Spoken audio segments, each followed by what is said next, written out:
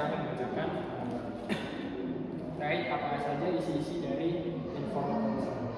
Yang pertama itu saya yang tersebut di atas menyatakan setuju dan bersedia untuk terlibat dan berpartisipasi aktif sebagai peserta konseling individu dari awal sampai akhir proses konseling. Konseling individu tersebut akan dilaksanakan oleh saya sendiri, yaitu sebagai konselor Nimo Fulvia Chandra selaku konselor yang akan bertugas hari ini. Kegiatan ini akan menjadi bagian dari sesi konseling. Dalam kegiatan ini, saya telah menyadari dan memahami dan menerima bahwa satu, saya bersedia terlibat penuh dan aktif selama proses konseling berlangsung. Kedua, saya diminta untuk memberikan informasi yang sejujur-jujurnya berkaitan dengan masalah yang saya hadapi. Tiga, identitas dan informasi yang saya berikan akan dirahasiakan dan tidak akan disampaikan terbuka kepada umum kecuali untuk pembelajaran. Empat, saya menyetujui adanya proses perekaman konseling berupa tulisan, rekaman percakapan, dan dokumentasi lainnya selama proses konseling berlangsung dengan jaminan informasi pribadi yang akan saya rahasiakan. Kelima, guna menunjang kelancaran proses yang akan dilakukan, maka segala hal yang terkait dengan waktu dan tempat akan disepakati bersama, yaitu hari ini, hari Senin, tanggal 1 Juni 2024, jamnya 9:30, mungkin nanti perkiraan selesai akan di jam 10 kurang lebih. Kemudian yang terakhir, saya dalam keadaan sadar dan tidak ada paksaan dari pihak manapun dalam menandatangani surat persetujuan ini, sehingga saya bersedia untuk mengikuti kegiatan konseling individu dari awal sampai selesai. Oke, dari pernyataan yang setelah saya sebutkan, apakah Anda bersedia untuk direkam dan didokumentasikan dari proses konseling ini? Oke, Anda sudah setuju, nanti ini akan kita tangani. Kita langsung saja mulai proses konseling ini. Oh iya, dalam proses konseling ini, saya merasa bahwa setelah saya evaluasi dari hasil konseling yang kemarin, saya merasa bahwa ada satu teknik yang menurut saya tepat untuk diterapkan dalam proses konseling kali ini, yaitu proses client-centered therapy, di mana saya melihat ada potensi dari Anda untuk menceritakan apa yang Anda alami, lalu saya akan memberikan seperti dokumen. Jadi seperti itu, apakah sudah dapat dipahami terkait proses konseling hari ini? Oke, langsung saja kita mulai dari proses konseling hari ini. Sebutkan Anda sudah boleh cerita tentang masalah yang Anda alami.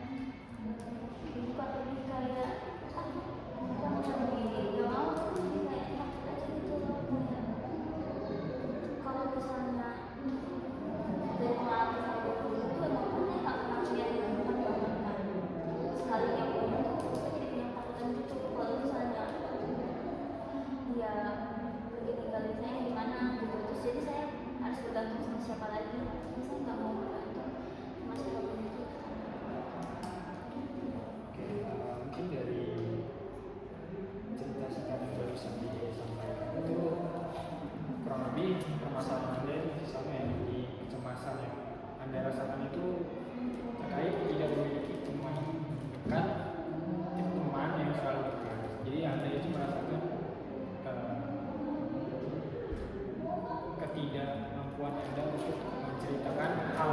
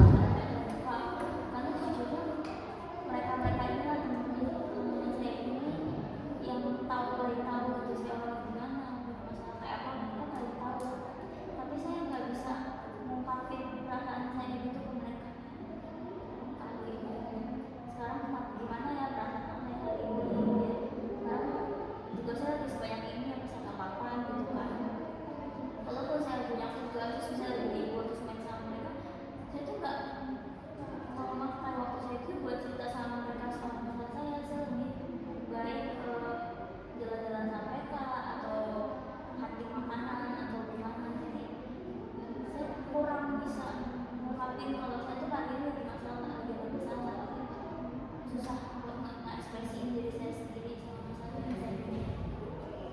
Oke, mungkin kalau dari apa yang Anda pernah ceritakan tadi, salah satunya Anda menyebutkan bahwa Anda itu memiliki masalah terkait kesulitan untuk bercerita terhadap teman.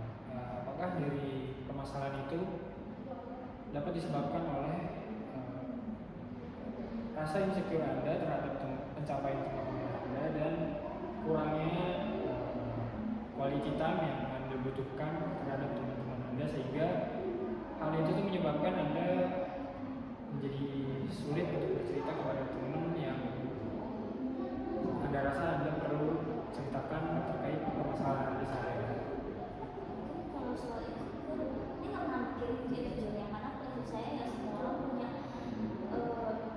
jalannya masing-masing, punya kecepatannya masing-masing. Tapi emang ada kalanya kalau misalnya teman saya maju lebih cepat tuh saya lebih kayak masih pantas kayak ya temennya gitu, kayak cuma itu doang. Tapi saya nggak pernah iri kayak pencapaian dia masih bagus, mungkin saya nggak iri, lebih kayak takut kalau misalnya dia terlalu cepat majunya saya jadi ketinggalan dan dia bakal tinggalin saya ke gimana gitu, atau saya merasa nggak pantas menjadi temennya.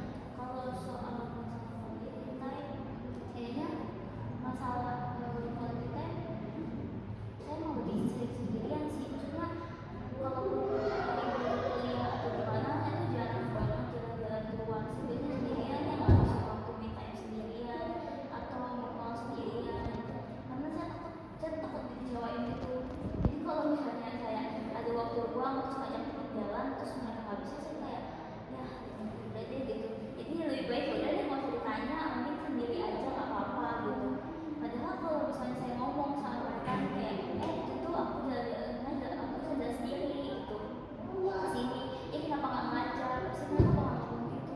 Situ kayak oh iya kenapa saya nggak pernah ngajak orang gitu kalau dia ada waktu luang, cuma nanya kalau kamu gak pernah gitu kan, kalau saya main. Tapi itu pun kayak cuma seminggu sekali gimana, karena takut ngeganggu dia waktu kayak gimana gitu kan, ngeganggu di sehari lagi sibuk apa gimana gitu kan, waktu terus juga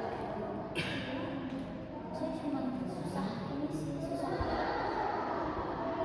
untuk ngomong apa yang saya mau aja gitu. Saya biasanya juga ngomong apa yang saya suka, apa yang saya nggak suka cuma sama kakak saya kan. Tapi untuk itu enggak yang 100% kayak saya ngomong gitu keluarkan. Jadi sebagian saya simpan sendiri, sebagian saya keluarin.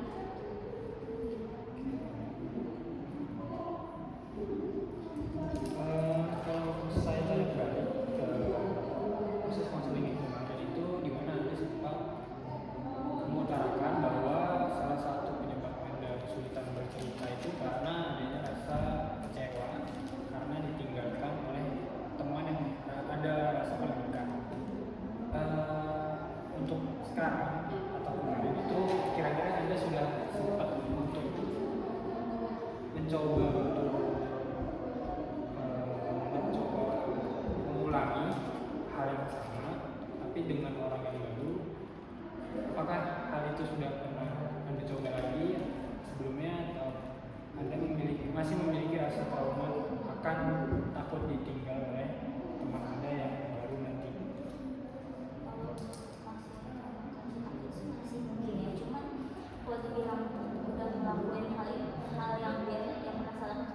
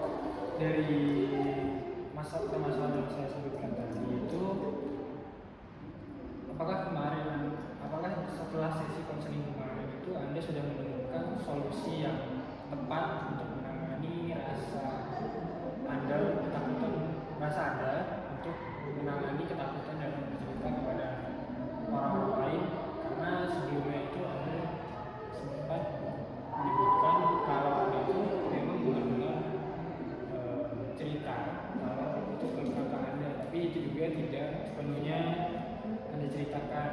Lalu apakah solusinya sudah Anda temukan dari proses konseling yang kita sudah lakukan? Kalau untuk solusi pastinya sebenarnya belum ya. Jadi saya lebih ke validasi perasaan sendiri aja. Kadang tuh bukan nggak mau validasi perasaan sendiri, tapi lebih kayak nggak sadar kalau saya tuh pengen cerita sama orang tuh nggak tahu gitu.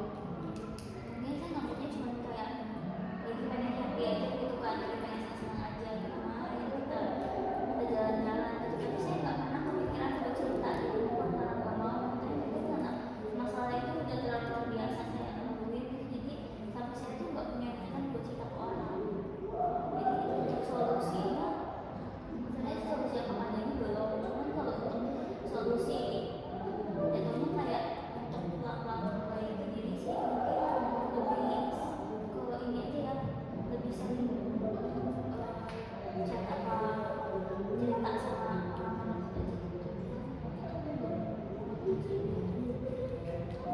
Lalu untuk sejauh ini, kira-kira apakah Anda sudah menemukan seorang teman yang Anda rasa tepat untuk Anda jadikan orang itu sebagai tempat cerita, atau sampai saat ini Anda masih bingung untuk mencari siapa orang yang sebenarnya bisa saya jadikan sebagai tempat cerita? sebenarnya udah ya, cuman karena kita sama-sama udah saya sering kenalnya kan, sama-sama udah sering juga, itu sebenarnya yang bikin saya jadi bukan ngejauh. Sebenarnya kita masih chatting, masih ngobrol via chat, masih kirim-kiriman video pertemuan, kita masih komunikasi kayak gitu. Cuman karena dari saya pribadi takut kalau dia kebetulan dia juga mau mulai magang gitu kan, jadi saya takutnya ganggu. Karena saya chat sekarang, ajak main sekarang, ganggu saya gitu kan. Cuman kalau dibilang menemukan teman yang pas itu jelas sih udah. Oke, dari pernyataan yang Anda sebutkan barusan itu, Anda memiliki rasa takut yang baru.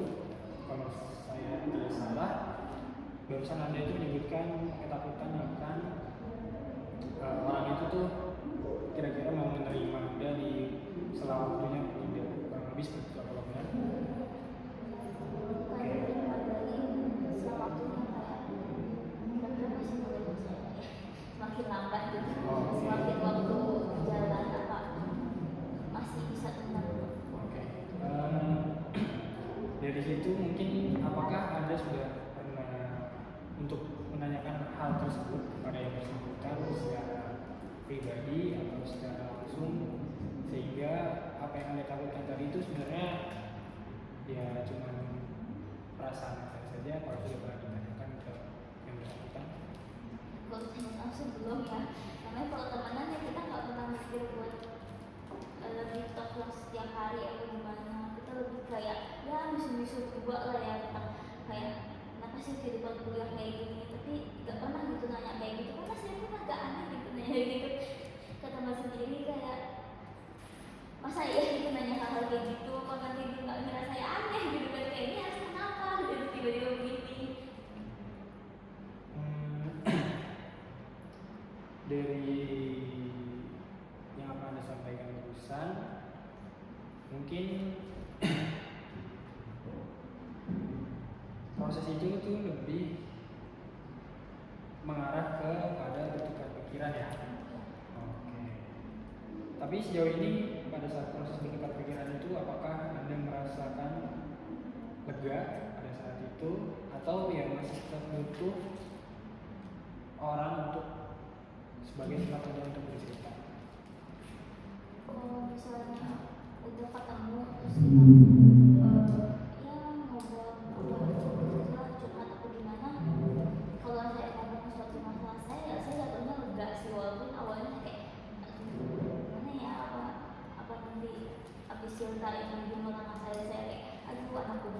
sih gitu, atau dia malah nerima cerita saya apa, nerima cerita saya terus ngasih solusi atau malah ngeledekin atau gimana. Sebenarnya itu sih yang bikin saya agak takut sebenarnya, walaupun kita tuh udah sedekat itu sampai ya bisa dibilang nggak ada gap dari pertemanan ini, nggak ada gap.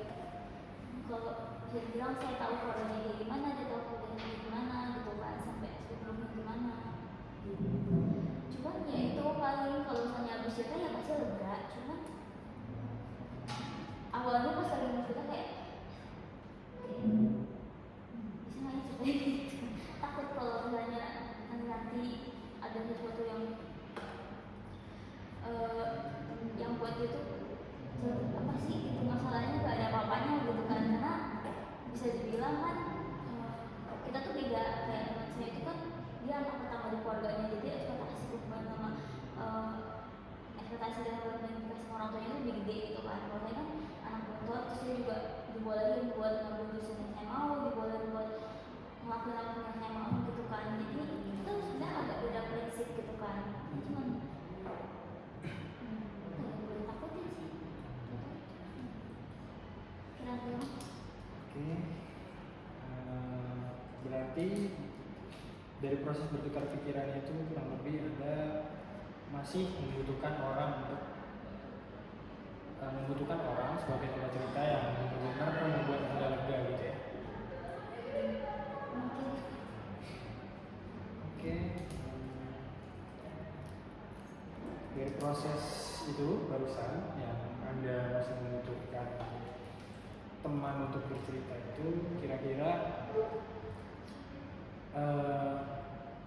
ketakutan apa lagi sih yang Anda rasa sekiranya bakal muncul di proses bercerita kepada temannya, selain dari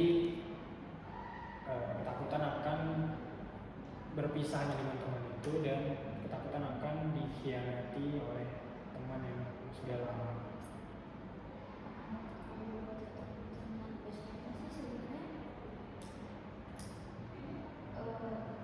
enggak sih sebenarnya. Kalau misalnya ada lagi ketakutan lagi saat berceritanya enggak sama sekali. Cuman mungkin ya itu ya, karena saya susah buat memulai pertemanan sama orang. Jadi teman yang udah dekat banget itu tuh bisa bilang takut lama-lama kita bakal jadi sendiri-sendiri aja gitu. Saya tahu sih emang kita bakal sendirian pada masanya gitu kan, bakal punya diri sendiri aja, sama mungkin kalau beliau saatnya pasangan atau gimana.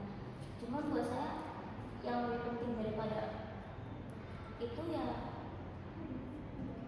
hubungan saya sama teman dekat yang mungkin akan jauh secara perlahan gitu. Dan mungkin belum sekarang, nanti itu juga bisa pastikan yang cuma aman-aman atau aman-aman aja. Cuma hal yang selalu saya pikirin aja sih, bukti kalau saya sama teman-teman. Oke. Mungkin kalau Anda disuruh buat untuk skala prioritas terkait kira-kira Anda itu akan bercerita pertama kali kepada siapa, mungkin Anda bisa buat skala prioritas. Yang pertama itu keluarga, yang kedua teman, ketiga pasangan, dan yang keempat kakak. Ini kalau bisa dibuat skala prioritas 1 sampai Kalau yang 5. satu berarti apa ini? 1 berarti yang paling ada kemungkinan besar untuk bercerita ke arah situ.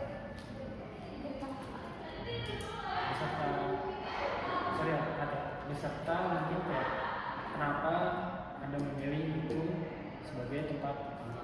Mungkin bisa dijelaskan secara singkat. Pertama itu kakak, soalnya itu sih bapak saya dekat banget. Mungkin yang karena saya sama keluarga nggak terlalu dekat, tapi malah dekatnya sama kakak gitu. Kayak dari kecil, awalnya sih suka berantem sama orang kecil, tapi setelah berjalan waktu kita di sekamar, terus kita selalu berduaan, terus malam berduaan, terus jadi dekat gitu. Semua saya diskusiin sama kakak, sampai dia sering banget ngomel kayak kenapa sih harus bervalidasi gitu, kayak lakuin aja sendiri gitu, gak usah pakai perizinan kau gimana gitu, pasti dia selalu ngomong gitu. Terus yang kedua teman, ini karena gimana pun saya butuh pendapat temen yang sepantaran dengan saya nanya. Dan dibilang kita sama baru 20 tahun gitu, masih baru disuruh masih baru harus dewasa gitu di saat hatiku tuh masih di waktu itu masih rasanya masih 18 tahun, 17 tahun, nanti kan dipaksa dewasa gitu kalau umur. Ini teman-teman sih yang kedua. Terus yang ketiga bisa dibilang mungkin keluarga dulu, karena saya gak punya pasangan jadi keluarga dulu karena gimana pun kadang semua harus diskusiin kan pasti. Kalau untuk diskusi sama keluarga tuh lebih ke masalah yang emang harus diselesaikan sama keluarga, kayak misalnya masuk kuliah atau uang kuliah bagaimana gitu, atau tambahan uang kuliah gitu, atau gimana itu pasti harus diskusi sama keluarga. Jadi masalah-masalah gede kayak gitu yang harus diskusi sama keluarga. Kalau saya kurang tahu ya, belum pernah punya pasangan, tapi mungkin kalau nanti ada pasangan bisa jadi prioritasnya berubah.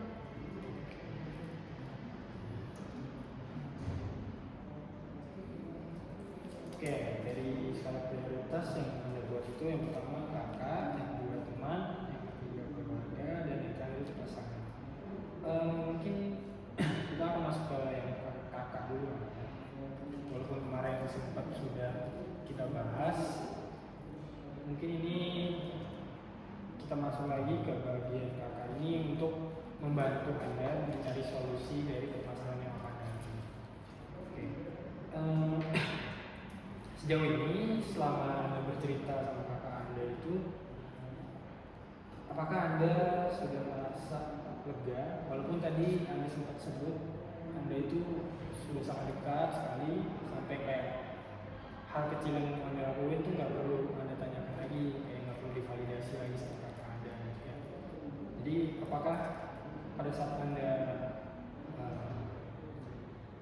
cerita atau ngobrol berdua dengan kakak Anda itu membuat Anda merasa lega, atau masih kayaknya masih perlu segitulah? Bisa dibilang lega, cuman mungkin karena perbedaan karakter kita ya. Jadi dia tuh tipikal yang kalau misalnya masalah ya udah diselesain, jangan malah dipendam terus, malah paham ya. Itu tipikal yang gitu. Jadi dia lebih sering marahin saya, ngomel-ngomel, tapi sebenarnya itu bikin saya maju sih, karena saya mau harus diomelin gitu anaknya gitu. Cuman kalau untuk butuh lagi orang apa enggak, mungkin masih butuh temennya, maksudnya buat jadi saran kedua apa gimana gitu. Kalau nggak saran pertama, saya cerita sama saya soal masalah yang belum apa, saya lupa lagi masalah apa yang belum ini saya pernah alami.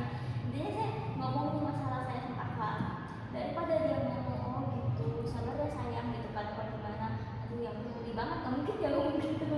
Dia abis saya ngomong, makanya saya waktu itu nggak sadar kalau saya capek gitu kan, saya kerjain tugas terus nggak lama saya nangis gitu kan, kayak nanya apa sih gitu kan, apa sih masalahnya gitu, daripada dia kayak ngasih saya saran apa gimana gitu kan. Dia tuh lebih kayak ngomelin, ya udah kerjain cepet, terus dia beliin saya makanan gitu, ya sayanya senang gitu bagaimana. Jadi lebih kayak dia tuh ngeboost saya buat nyelesain masalah saya gitu. Kalau teman saya lebih kayak ngasih saran ya terbaiknya kayak gimana gitu untuk kedepannya.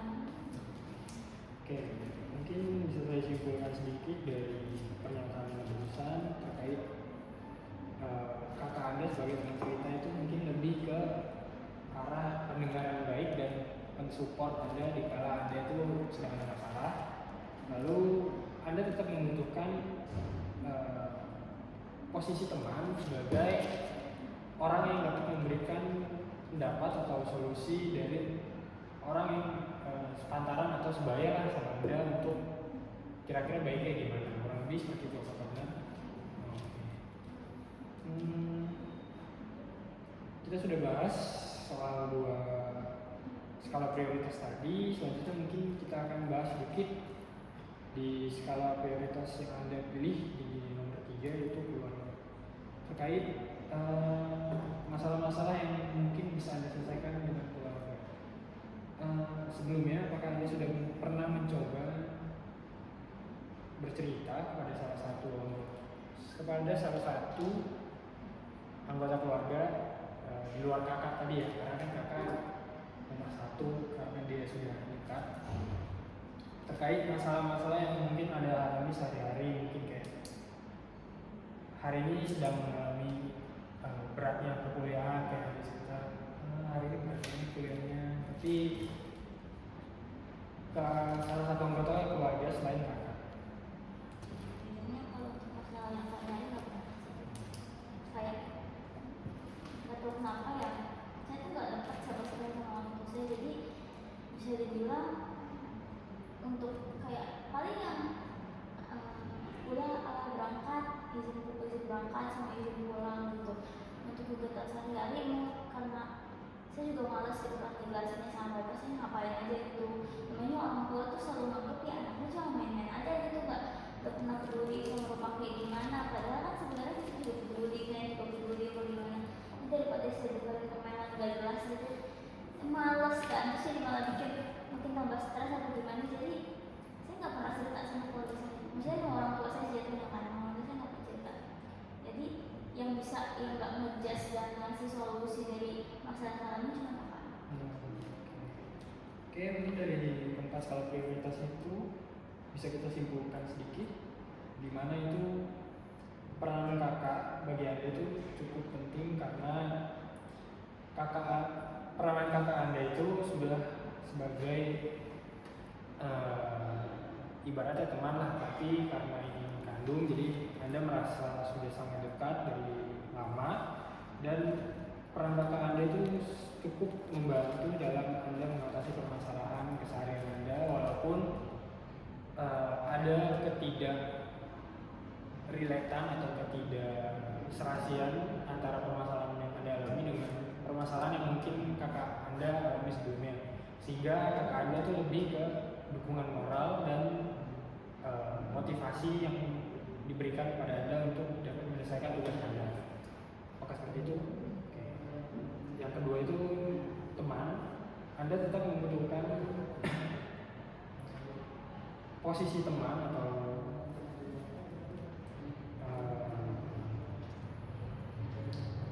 ya pokoknya teman lah ya.